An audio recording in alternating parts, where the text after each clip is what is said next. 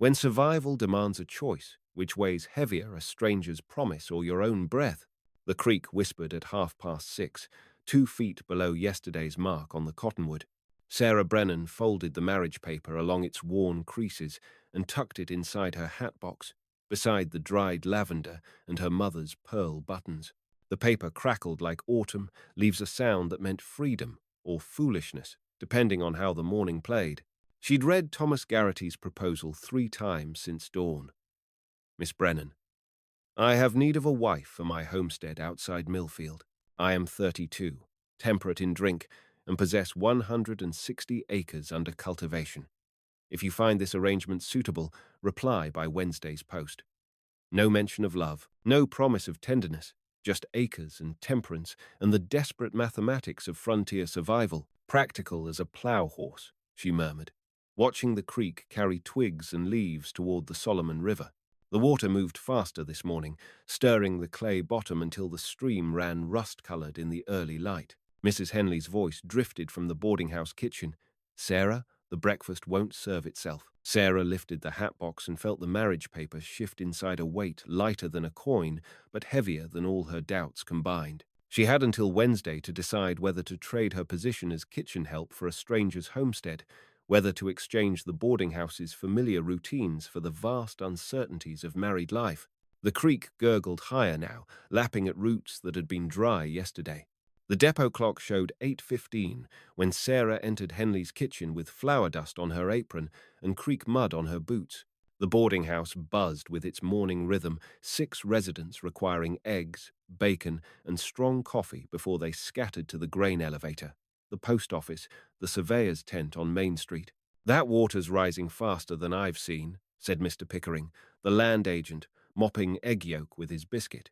Creek's been behaving strange all week. Sarah poured his coffee and glanced toward the window.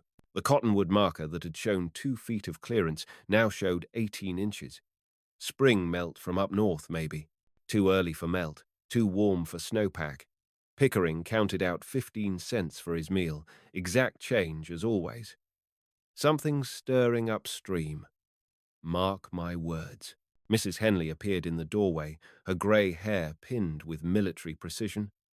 Sarah, take the laundry down before noon. That creek keeps climbing, we'll lose the washing line. Sarah nodded and retreated to the pantry, where she kept the hat box hidden behind sacks of cornmeal. She lifted the lid and touched the marriage paper's edge.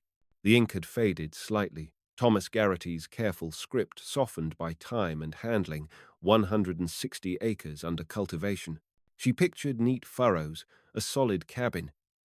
Children who would call her mother instead of ma'am. The depot whistle shrieked once, sharp and urgent, the signal for incoming telegraph messages. By 8:30, word spread through the boarding house like spilled water. The Solomon River had jumped its banks 20 miles upstream. Mill Creek, Fancy Creek, and every tributary between here and Junction City were running high and fast. The afternoon train might be delayed. The evening stage would certainly find road trouble. Sarah folded the marriage paper and returned it to its place among the pearl buttons. Wednesday's post seemed both too far away and racing toward her like floodwater. The laundry hung limp in the humid air, sheets and pillowcases strung between cottonwoods whose roots now touched the rising creek. Sarah worked quickly, pinning the last of Mrs. Henley's tablecloths while glancing over her shoulder at the water that climbed another inch every hour. A stranger approached along the creek path, tall, lean, with a doctor's bag in one hand and a horse's reins in the other. His coat bore road dust, and his boots were caked with mud from a dozen stream crossings. He moved with the careful efficiency of a man who'd ridden hard and expected to ride harder before the day ended. "Ma'am," he said, touching his hat brim, "I'm looking for the boarding house. Dr. Marcus Webb, from Junction City." "You found it," Sarah said, gesturing toward the 3-story building that dominated this end of Main Street. "Though, if you're planning to stay, you'd best hurry." Mrs. Henley fills her rooms by 9 o'clock most mornings. He studied the creek, noting its speed and color. "I'm not here for lodging. Came to check on reports of illness, fever, and stomach trouble down in the bottoms. But this flood business might complicate things." The creek gurgled against the cottonwood roots, 6 inches higher than when Sarah had started hanging laundry. How bad is it upstream? Bad enough that I spent the night in my saddle, dodging washouts and fallen trees. The Solomons running like a locomotive, carrying everything from cabin roofs to cattle. Dr. Webb's eyes found the laundry line, calculating. You might want to move those sheets somewhere drier. Sarah began unpinning the damp linens, working faster now. The town's been through floods before, not like this one.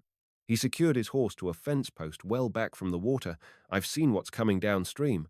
This isn't just spring runoff, something gave way up north. Dam, maybe, or a beaver pond that couldn't hold.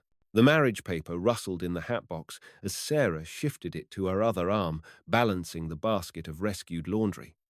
Thomas Garrity's homestead lay 15 miles east, on higher ground near the bluffs, safe from floodwater, safe from the uncertainties that plagued river towns during wet seasons.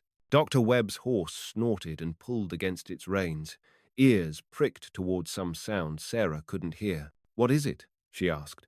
The doctor cocked his head, listening. Then Sarah heard it too, a low rumble from the north, like distant thunder that never stopped. The wall of water rounded the bend at 11:23, carrying a freight wagon's splintered box and the roof of Henderson's chicken coop. Sarah had time to scream once before the flood swept her off the creek bank, tumbling her into the cold rush that tasted of mud and fear, and the long journey from upstream disasters. The hat box flew from her arms, spinning once before the current seized it. She watched her mother's pearl buttons scatter like white seeds, the marriage paper unfolding as it danced away on brown water that cared nothing for her careful plans or Wednesday's post. The creek had become a river. The river had become a monster. Sarah's skirts dragged her down, heavy wool transformed into an anchor that pulled her beneath the surface. She kicked frantically, lungs burning, hands clawing toward a light that seemed impossibly distant. The current rolled her like a log, battering her against submerged fence posts and the tangled remains of someone's garden gate. Her chest seized. Water filled her mouth, her nose pressing into her lungs with the weight of drowning. The world narrowed to a tunnel of brown liquid, and the dull roar of her own heartbeat slowing, skipping, stopping. This is dying, she thought, as darkness closed around her like a fist. Then hands found her ribs strong, sure hands that lifted her toward air and light, and the desperate possibility of another breath. "Doctor!" Webb's face appeared above her, water streaming from his hair, his mouth moving in words she couldn't hear over the flood's thunder. "Count backwards from 10. He shouted, pressing his palms against her chest in a steady rhythm that matched the beat she'd lost. 10. Her heart fluttered like a trapped bird. 9. His hands pushed life back into her lungs. 8. She coughed up creek water and gasped for air that tasted sweeter than honey. 7. The depot bell rang frantically, calling help that couldn't come. By the count of 3, Sarah Brennan was breathing on her own, clinging to a cottonwood branch, while the stranger who'd saved her life held her steady against the current that wanted to reclaim her. They clung to the cottonwood for 2 hours, watching the flood carry away pieces of the town Sarah had called home for 3 years. Henderson's chicken coop sailed past, followed by a schoolhouse desk and someone's Sunday hat. The water ran coffee brown and fast, 20 feet beyond its normal banks, transforming familiar landmarks into temporary islands. Dr. Webb kept one arm around Sarah's waist and used the other to maintain his grip on the tree. His shirt had torn during the rescue, and she could see the steady rise and fall of his breathing, controlled, patient, like a man accustomed to waiting through medical crises. "The boarding house," Sarah said, craning her neck to see past the bend.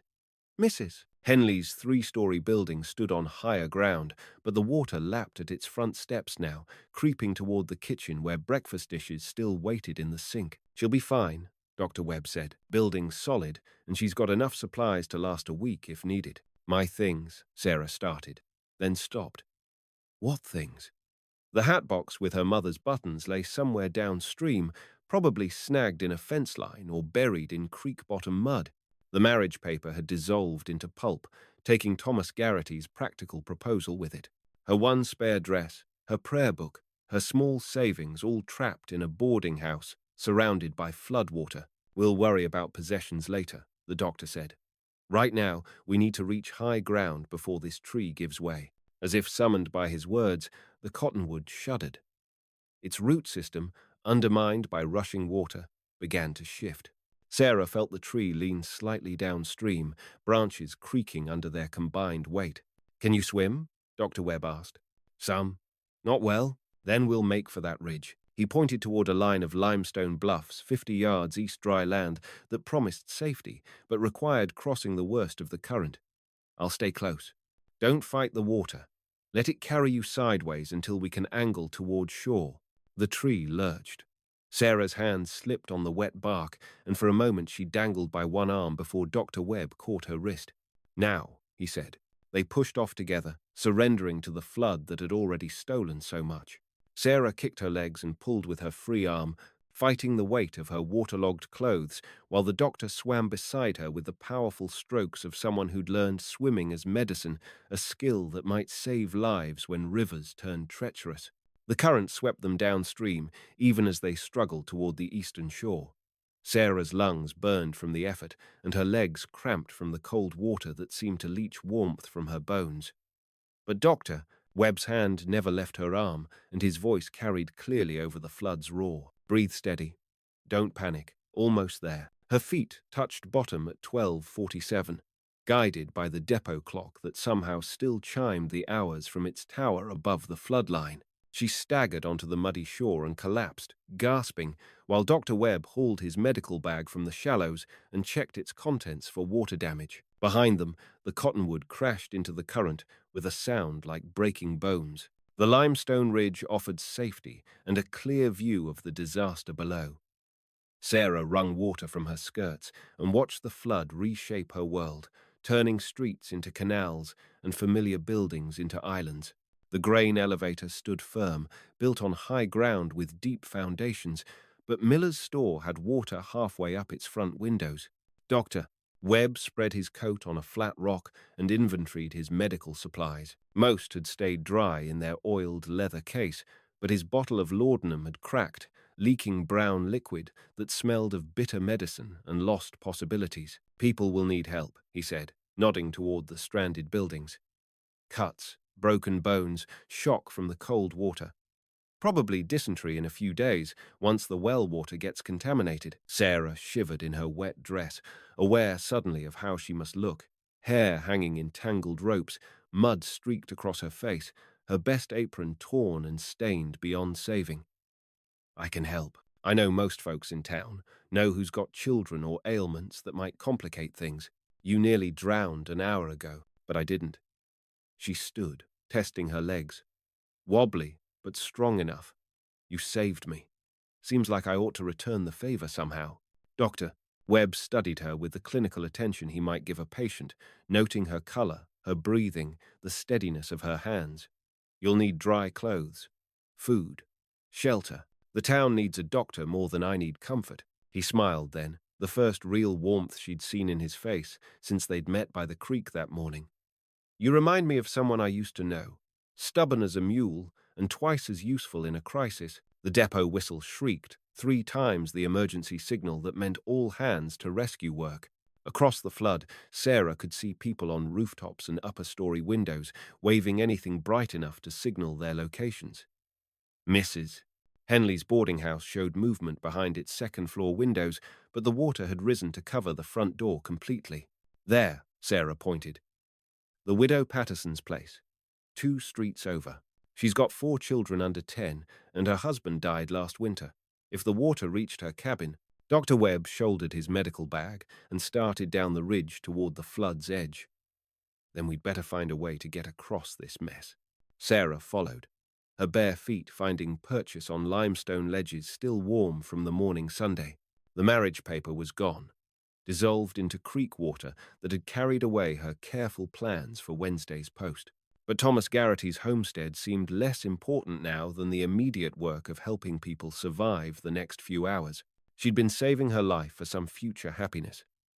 Today, life was saving other people. The flood stretched before them like a brown lake, dotted with rooftops and trees, dangerous and unpredictable, but not impossible to cross. Dr. Webb was already studying the current, plotting a route from island to island, building to building, toward the places where help was needed most. They found the widow Patterson clinging to her kitchen table on the cabin's roof, her 4 children arranged around her like compass points. The youngest, barely 3, had stopped crying and stared at the water with the blank expression that meant shock was setting in. Doctor, Webb balanced on the peak of Patterson's chicken coop, which had lodged against the cabin's south wall when the flood hit. He passed his medical bag to Sarah, then reached for the widow's outstretched hand. Mrs. Patterson, I'm Dr. Webb. Are any of the children hurt? Little Mary took a knock when we climbed through the window, she said, indicating the youngest girl. Been quiet ever since. And James cut his hand on something sharp. Sarah examined the boy's palm while Dr. Webb lifted the silent 3-year-old.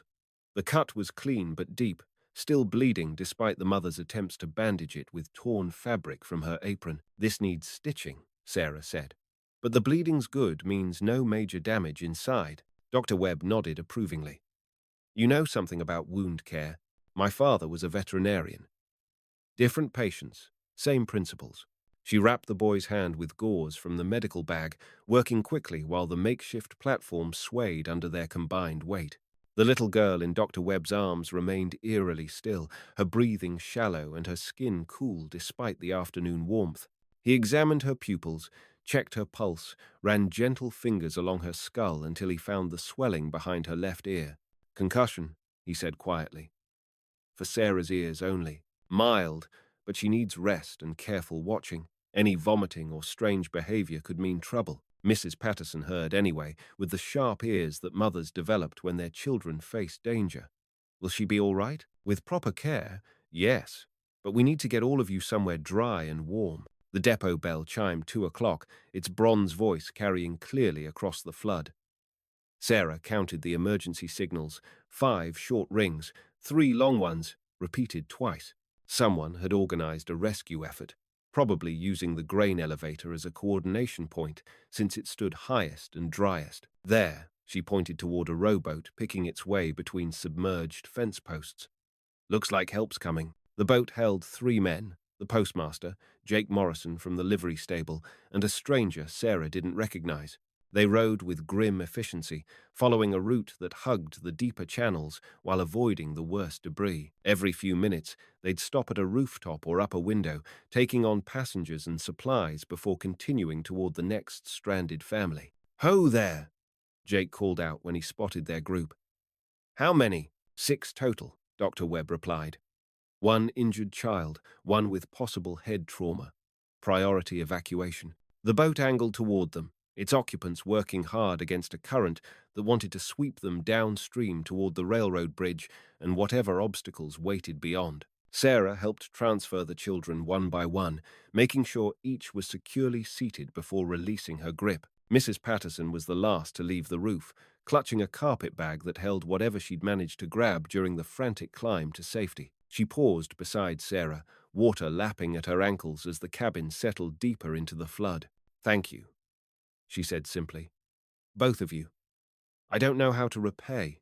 No need, Sarah interrupted. Just take care of your children. That's payment enough. The rowboat pulled away, heavily loaded but riding steady in the hands of men who knew the river's moods, even when it wore flood's disguise. Sarah watched until they reached the grain elevator's loading dock, where other survivors waited with blankets and hot coffee. Dr. Webb studied the flood from their new vantage point atop the sinking cabin. 5 more houses down this street show signs of life. That's 20 people, maybe 30, before we can call this area clear. Then we'd better keep moving, Sarah said, though her legs shook with exhaustion and her wet dress clung like a second skin that chafed with every step. The doctor looked at her with something that might have been admiration. You sure you want to do this? It'll be dangerous work, and you've already been through enough today. Sarah thought of the marriage paper dissolving in floodwater, of Thomas Garrity's practical proposal, and the safe homestead that offered security, but not purpose. She thought of little Mary Patterson's silent shock and her brother's bleeding hand, of Mrs. Henley stranded in her boarding house, and all the other people who needed help more than she needed comfort. I'm sure, she said, They jumped together toward the next rooftop, landing hard on wet shingles that offered precarious footing, but a path forward through the disaster that had redefined her life in the space of a morning. By 4 o'clock, they'd rescued 11 people from 6 different buildings, working in careful coordination with the boat crews that ferry shuttled survivors to the grain elevator. Sarah's bare feet were cut and bleeding from the rough shingles and splintered boards, but she developed a rhythm for the rescue work. Spot the people, assess their condition, signal the boats, help with the evacuation while Dr. Webb handled the medical emergencies. They found old Mr. Carnegie trapped in his blacksmith shop, pinned under an anvil that had shifted when the flood undermined the building's floor joists. The water was waist-deep inside the shop and rising steadily, threatening to drown the old man before they could free him. "Lever," Dr. Webb said, studying the problem. "We need something long enough to lift the anvil and strong enough to hold the weight." Sarah waded through Carnegie's submerged workshop, feeling with her feet for tools that might help. Her toes found a pry bar, then a length of steel rod that might serve as a fulcrum. But the anvil weighed 300 pounds, and Carnegie was weakening from cold and shock. "Doc," Carnegie wheezed. Don't think," Dr. Webb interrupted firmly. "Save your strength for staying alive." The depot whistle shrieked again, 4 long blasts that meant immediate danger. Sarah looked toward the sound and saw what had prompted the warning. A second wave rolling downstream, bigger than the first, carrying the remains of an upstream dam or mill pond that had finally given way completely. "How long?" she asked. Dr. Webb followed her gaze and calculated quickly. 5 minutes. Maybe 6. Not enough time for the boats to reach them, not enough time to dig Carnegie free by conventional means. Sarah grabbed the pry bar and positioned it against the anvil's base, using a submerged stump as her fulcrum point. "On 3, she said. "You pull him clear." "Sarah, that bar won't hold. It doesn't need to hold long." She braced her feet against the shop's stone foundation and threw her weight against the bar. "Just long enough." Dr. Webb gripped Carnegie under his arms and nodded. 3. The pry bar bent but didn't break, lifting the anvil just high enough for the doctor to drag Carnegie clear. Sarah held the weight for a count of 10, muscles screaming, before the bar snapped and the anvil crashed back to the floor with a sound like thunder. The second wave hit as they reached the shop's doorway, a wall of brown water that lifted them off their feet and carried them toward the street in a chaos of floating debris and churning current. Sarah lost sight of Carnegie and Dr. Webb in the tumult, fighting to keep her head above water while the flood swept her past buildings she'd known since childhood. Something struck her head, a fence post or piece of lumber.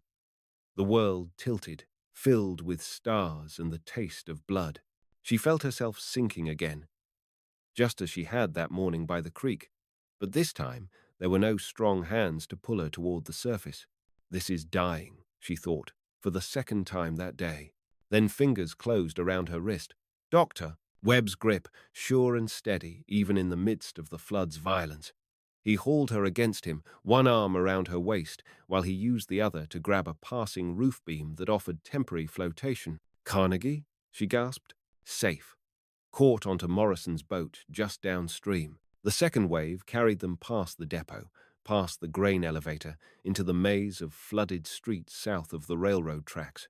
Here the current was less fierce but more treacherous, full of hidden obstacles and sudden eddies that could trap the unwary. "Doctor!" Webb kicked steadily, towing her toward a church steeple that rose above the water like a beacon. They reached the church steps as the depot clock chimed 4:30. Sarah collapsed on the limestone stairs, coughing up flood water, while Dr. Webb checked her pupils for signs of concussion. His touch was gentle but clinical, the hands of someone trained to assess damage and calculate treatment options. "How many fingers?" he asked, holding up 3. 3. "And don't ask me to count backwards. I'm tired of counting." He smiled despite their circumstances. "Good. No serious head injury, but that cut on your scalp needs attention."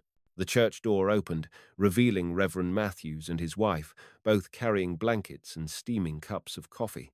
Behind them, Sarah glimpsed other survivors, families she'd helped rescue, children wrapped in dry clothes, men discussing the flood's damage in voices that mixed shock with determination. "Dr. Webb," Reverend Matthews said, Thank God. We've got injured people inside, and Martha here has been doing her best with the first aid. But I'll look at them, the doctor said, accepting a blanket for Sarah. But first, this lady needs dry clothes and something warm to drink. She's been in the water twice today, and hypothermia's a real danger. Mrs. Matthews took Sarah's arm with the firm kindness of a woman accustomed to caring for strangers. Come inside, dear. We'll get you sorted out. Sarah looked back at Dr. Webb, who was already examining a child's broken arm with the focused attention she'd come to recognize. What about the rest of the rescues? Tomorrow, he said. The boats can't work safely after dark, and the current's still too strong. We've done what we can for today. As she followed Mrs. Matthews into the church, Sarah realized she felt no regret about the marriage papers' loss, no anxiety about Wednesday's post or Thomas Garrity's practical proposal. The flood had stolen her plans, but given her something unexpected, a sense of purpose that had nothing to do with security and everything to do with the immediate work of helping people survive. The church basement served as both refugee center and makeshift hospital, filled with survivors who'd lost everything except their lives. Sarah borrowed a dress from the Methodist lady's auxiliary blue wool, slightly too large, but clean and dry, and helped Mrs. Matthews distribute soup and coffee to families who'd been eating cold food since the flood hit. Dr. Webb worked steadily through his patients, setting bones and stitching cuts while maintaining a calm manner that helped ease the panic that came with displacement. Sarah found herself assisting without being asked, holding bandages and instruments, translating between the doctor's medical language and the plain words that frightened people could understand. That shoulder's dislocated, she told Mrs. Henderson, whose husband had wrenched his joint while climbing onto their roof. Doctor, Webb's going to put it back where it belongs, but it'll hurt for a moment. How do you know so much about doctoring? Henderson asked through gritted teeth. I'm learning, Sarah said simply. By 8 o'clock, they'd treated 17 patients and established a system for caring for the dozen children who'd been separated from their families during the evacuation. The youngest ones cried for mothers they couldn't find. The older ones sat quietly, understanding that tears wouldn't bring back houses or possessions or the familiar routines that had defined their lives before noon. Dr. Webb found Sarah in the church kitchen, helping with the evening meal preparation. She was slicing bread with mechanical precision, her movements efficient, despite the exhaustion that showed in her posture. You should rest, he said. You've done more than enough for one day. So have you. When did you last eat? He couldn't remember. The morning seemed like a week ago, and the simple routines of personal care, food, sleep, dry clothes felt less important than the immediate needs of people who'd lost everything. Sarah cut thick slices from a donated loaf and spread them with butter that the dairy had contributed to the relief effort. Simple food, but it tasted better than any meal she'd eaten in months. They sat together in the corner of the kitchen, too tired for conversation, but comfortable in the shared silence of people who'd worked hard and accomplished something worthwhile. The water's going down, Dr. Webb said eventually, nodding toward the basement windows that showed the flood's high watermarks on nearby buildings. Couple more feet, and people can start getting back into their houses to assess the damage. What about medical care? This many people displaced, somebody's going to get sick, and you can't stay forever. I can stay as long as needed. He met her eyes, and Sarah saw something there that hadn't been present that morning. A recognition, perhaps, or a question that neither of them was ready to ask directly. Reverend Matthews appeared in the kitchen doorway, his usually neat hair disheveled from the day's crisis management. Dr. Webb, there's a telegram for you. Came through on the emergency wire at the depot. The message was brief and official. Webb, return Junction City immediately. Cholera outbreak East County. Required your services. Medical board. Sarah read the telegram over his shoulder, noting the formal language that meant Dr. Webb's superiors considered his presence elsewhere more important than the flood relief work in their small town. When will you leave? She asked. First thing tomorrow, if I can find transportation. The railroad's probably washed out, but I might be able to get a horse from Morrison's stable. The kitchen suddenly felt smaller, the comfortable silence replaced by the awareness that their partnership was temporary, a crisis collaboration that would end when the emergency ended. Sarah had known this, of course, but knowing and feeling were different things entirely. "I'll help finish up here," she said, returning to the bread, slicing with renewed vigor. "Make sure everyone's settled for the night." Dr. Webb nodded and went back to his patients, leaving Sarah alone with the donated loaves and the growing certainty that tomorrow would require different decisions than the ones she'd been prepared to make at dawn. Sarah woke before sunrise on Thursday, her body stiff from sleeping on the church's hard pew, but her mind clear for the first time in days. Around her, other survivors stirred quietly, adjusting blankets and checking on children who'd finally found peaceful sleep after the trauma of evacuation. The floodwater had receded overnight, dropping 3 feet from its peak and revealing the true scope of the damage. Through the church windows, Sarah could see Main Street's muddy expanse littered with debris, broken furniture, uprooted trees, the scattered remains of lives interrupted by disaster. Dr. Webb was already awake, checking on the patients who'd needed overnight observation. Little Mary Patterson sat up in her makeshift bed, alert and responsive for the first time since the concussion. Her mother wept with relief while the doctor tested the child's reflexes and coordination. "She'll be fine," he told Mrs. Patterson. "Keep her quiet for a few days and watch for any signs of nausea or confusion." But the worst is past. Sarah approached with coffee and a plate of eggs that Mrs. Matthews had somehow managed to prepare on the church's ancient stove. "Breakfast, Doctor. And there's a man outside asking about hiring you for the ride to Junction City." Through the window, she could see a freight wagon hitched to a team of draft horses, its driver negotiating with Reverend Matthews about cargo space and travel rates. The wagon bed was already half full of mailbags and supplies heading east to communities that had been cut off by the flood. "That's my transportation, Doctor," Webb said, accepting the coffee gratefully. "Driver says he can make Junction City by nightfall if we don't hit too many washouts. Then you'd better eat quickly." Sarah sat beside him on the church steps, watching the town begin its slow recovery. People emerged from the grain elevator and other refuge buildings, picking their way through the muddy streets toward homes they hoped might still be habitable. "What about you?" Dr. Webb asked. "Will you stay with the relief work or go back to the boarding house when things settle down?" Sarah had been asking herself the same question since midnight. Mrs. Henley's establishment would need extensive repairs before it could house guests again, and Sarah's position as kitchen help might not survive the economic disruption that always followed natural disasters. The marriage paper was gone, dissolved in floodwater, but Thomas Garrity's homestead remained practical security for a woman whose alternatives were increasingly limited. "I'm not sure," she said. "Yesterday changed things. Yesterday changed everything." Dr. Webb studied his hands, noting the cuts and stains that marked his work during the crisis. "I've been thinking about what you said about helping people. There's a lot of need for medical care out here. Places where a doctor visits maybe twice a year if the weather's good. You're thinking of staying? I'm thinking of expanding, setting up a proper practice instead of just answering emergency calls, but it would mean finding someone who knows the area, knows the people, someone who's not afraid of hard work or unusual circumstances." Sarah felt her heartbeat quicken, though she tried to keep her expression neutral. "Someone like a doctor's assistant, you mean? Someone like a partner?" Medical training can be learned, but good judgment and genuine care, those are rarer qualities. The freight wagon driver called out, indicating his readiness to depart. "Doctor." Webb gathered his medical bag and the few possessions he'd accumulated during his brief stay, while Sarah watched the morning light transform the muddy streets into something that might eventually become familiar again. "Think about it," he said, pausing at the wagon's tailgate. "I'll be back through this way in 2 weeks, once the cholera situation is under control. If you're interested in learning medicine, real medicine, not just emergency care, I could use someone with your instincts. And if I'm not interested, then I'll understand. You've got your own life to figure out." Sarah walked beside the wagon as it rolled slowly down Main Street, avoiding the deepest mud holes and the debris that still blocked portions of the roadway.